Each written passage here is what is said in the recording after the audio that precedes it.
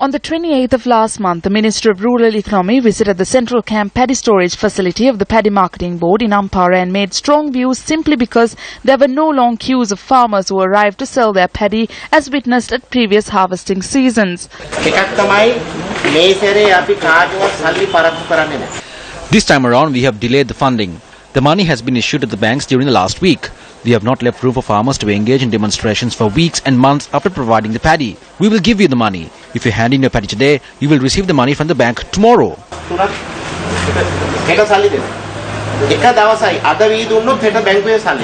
The statement made by the minister was simply an opinion and was not the actual ground reality. At previous harvesting seasons, the long line saw farmers together with their harvests, but this time around it's only farmers who are standing in line.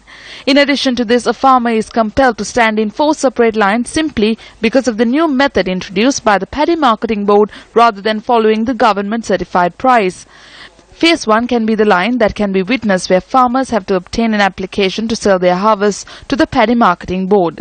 Earlier, this task was done by the farmers' regulators who reached out to the farmers and obtained their information. This time around, after staying in line to obtain the application from the storage facilities of the Paddy Marketing Board, it should be filled and a date should be obtained for it to be handed over to the same place where they obtained it from. There is a long line for this process as well. Since the paddy of only 40 farmers are purchased daily, the farmers have to keep waiting for a considerable amount of time after submitting the application form. After arriving on the allocated date with their harvest, the farmers must experience phase 3 of waiting in line. The farmers have to remain in the 4th line since the Paddy Marketing Board that once tried to obtain paddy from the farmers through a e-technology scheme cannot carry out tasks even through a far more simpler term.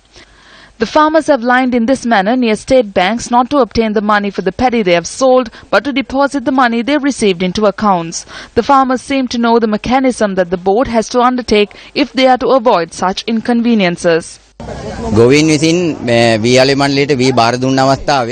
When the farmers hand over the paddy to the Paddy Marketing Board, the documents contains the name, the address and the ID number of the farmer. The application is handed over with the name.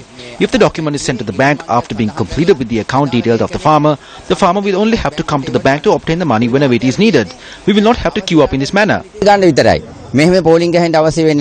Why isn't the certified price scheme being implemented properly so that the farmers can repay their debt, celebrate the new year and do the needful for the next harvesting season? Is it done to remove the lines and to destroy the farmer?